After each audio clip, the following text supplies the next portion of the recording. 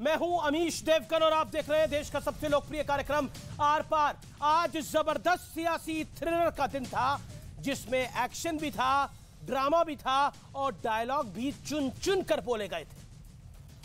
कांग्रेस के नेता पूरे दल बल के साथ रायपुर अधिवेशन के लिए निकले, रवाना हुए और प्लेन में भी बैठ चुके थे, लेकिन तभी सीन में असम पुलिस की लेट एंट्री होती है और कांग्रेस के प्रवक्ता पवन खेड़ा की उड़ान पर ब्रेक लग गई।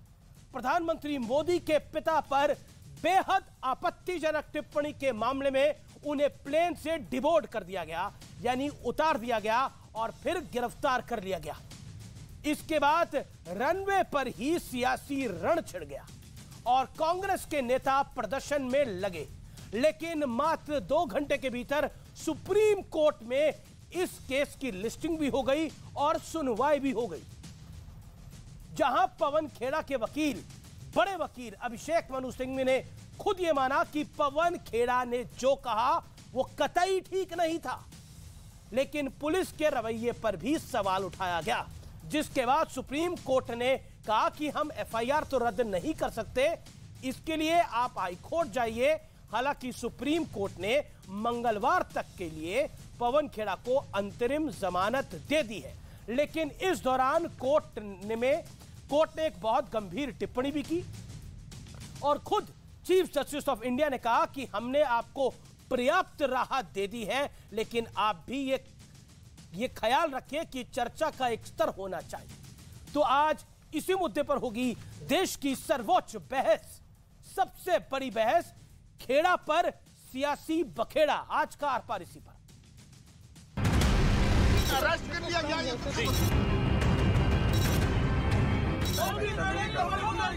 बिल्कुल सरासर गैर कानूनी है।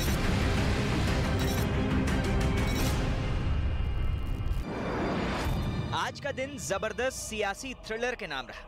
रायपुर के कांग्रेस अधिवेशन में जा रहे कांग्रेस के राष्ट्रीय प्रवक्ता पवन खेड़ा को पुलिस ने दिल्ली एयरपोर्ट पर विमान से उतारकर गिरफ्तार कर लिया। मुझे भी नहीं मालूम, मुझे कहा गया आपका सामान दिखवाना है, मैंने कहा मेरे पास कोई सामान है ही नहीं, हैंड बैग है। बोले नहीं, एक बार आप आइए, कंफ्यूजन है। नीचे आया तो कहा कि आप नहीं जा सकते, अभी डीसीपी आएंगे आपसे मिलने। और उसके बाद रनवे पर ही सियासी रण छिड़ गया। कांग्रेस के तमाम नेता विमान से उतरकर प्रदर्शन और नारेबाजी करने लगे। मोदी तेरी कब्र खुदेगी जैसे नारे लगाने की खबर भी सामने आई।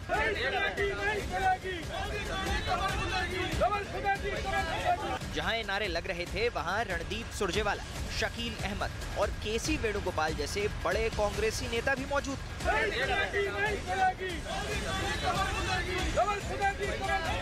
19 फरवरी को कांग्रेस प्रवक्ता पवन खेड़ा ने प्रधानमंत्री मोदी के पिता पर बेहद अभद्र टिप्पणी की थी, जिसके बाद असम से यूपी तक उनके खिलाफ कई एफआईआर दर्ज हुई। असम में दर्ज एफआईआर को लेकर ही आज की गिरफ्तारी हुई। बार बार कहते हैं कि लोकतंत्र को खतरा हो रहा है, संविधान की धज्जा उड़ रही है। आज इमरजेंसी के बुरे हालात हैं। ये घटना देश नहीं दुनिया भर के अंदर हमारे देश की बदनामी कर रहा है। किसी भी व्यक्ति को ये गलत फहमी नहीं होनी चाहिए कि वो देश के कानून से ऊपर है।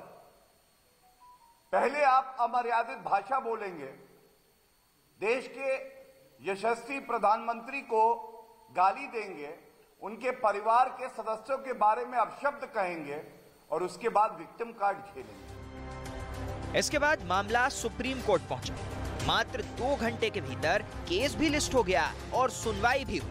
सुनवाई के दौरान पवन खेड़ा के वकील अभिषेक मनु सिंघवी ने कहा कि मैं मानता हूं कि जो पवन खेड़ा ने कहा वो नहीं कहना चाहिए था, लेकिन गिरफ्तारी का विरोध भी किया, जिसके बाद मंगलवार तक खेड़ा को अंतरिम जमानत मिल गई। लेकिन आज सबसे बड़ा सवाल है कि क्या वाकई पवन खेड़ा की जुबान फिसली थी या फिर इरादा कुछ और था। इसी पर होगी देश की सबसे बड़ी बहस।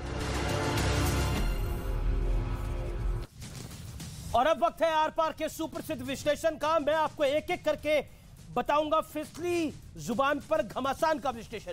सुबह 11 बजे से इसकी शुरुआत करते हैं। 11 बजे का टाइम सामने है हमारे। रायपुर के लिए विमान में बैठे कांग्रेस के नेता, कांग्रेस के नेताओं में पवन खेड़ा भी शामिल थे। 1:30 बजे क्या होता है, असम में दर्ज एफआईआर के आधार पर खेड़ा को गिरफ्तार करा जाता है।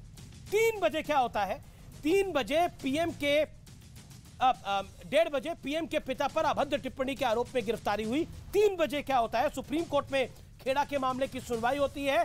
2:30 बजे 2 बजे के आसपास अभिषेक मनु सिंघवी इसका जिक्र करते हैं सीजीआई के सामने, और मात्र 40 मिनट के अंदर केस रजिस्टर केस लिस्ट हो जाता है और 3:45 में 3 बजे सुनवाई हो जाती है और 3:45 में सुप्रीम कोर्ट ने खेड़ा की गिरफ्तारी पर रोक लगा दी जाती है। यह बड़ी खबर आती है। कोर्ट में क्या हुआ, खेड़ा की जुबान फिसल गई थी, यानी यह कहा गया मैं बयान का समर्थन नहीं करता, यानी बयान का समर्थन किसी हाल में नहीं किया जा सकता। कोर्ट से यह मांग है कि एफआईआर, तीनों एफआईआरों को रद्द करा जाए। यानी अभिषेक मनु सिंघवी ने भरी कोर्ट में यह माना कि जो बयान दिया गया उसके साथ में हम खड़े नहीं हो सकते, लेकिन अरेस्ट भी सही नहीं है, यह कहा गया अभिषेक मनु सिंघवी ने। बड़े वकील हैं अभिषेक मनु सिंघवी। कोर्ट में और क्या हुआ, जुबान फिसली या जानबूझकर टिप्पणी की गई है, ऐश्वर्या भाटी कहती हैं। पीएम के खिलाफ अभद्र टिप्पणी की गई है। वीडियो में चेहरे के हाव भाव और हंसी आप देख सकते हैं, वो वीडियो भी मैं आपको दिखाऊंगा और उसके बाद जनता की अदालत सबसे बड़ी है, आप भी तय करिएगा। सुप्रीम कोर्ट क्या कहता है? सुप्रीम कोर्ट कहता है एफआईआर रद्द नहीं कर सकते, तीनों एफआईआर को क्लब किया जाएगा।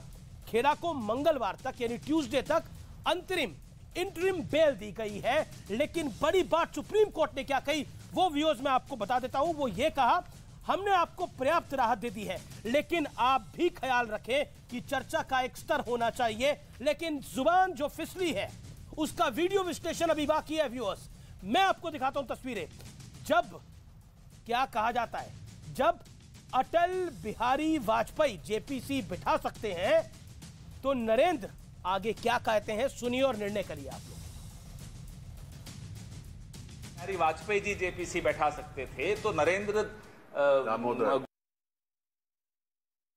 अब इसको रोका है, हमने यहां पर रोका है और रोकने पे आप देखिए भाई जगताप एडवाइस कर रहे हैं दामोदर दास, जहां वीडियो मैंने रोका है आप देखिए। अब आगे क्या होता है देखिए। गौतम दास, सॉरी दामोदर दास मोदी को क्या प्रॉब्लम? गौतम दास है दामोदर दास, दामोदर दास, सॉरी नाम भले दामोदर दास है, काम गौतम दास का। That's true. अब निर्णय आप पे मैं छोड़ता हूं कि जुबान फिसली है या फिर नहीं फिसली है, यह निर्णय मैं व्यूअर्स आप पर छोड़ता हूं। लेकिन आज मेरे साथ कौन कौन जुड़ रहा है इस चर्चा में? गौरव भाटिया जाने माने सुप्रीम कोर्ट के एडवोकेट हैं और साथ ही साथ भारतीय जनता पार्टी के वरिष्ठ प्रवक्ता भी हैं। आलोक शर्मा कांग्रेस पार्टी के नेता हैं, प्रवक्ता हैं। प्रोफेसर संगीत रागी आरएसएस के थिंकर हैं।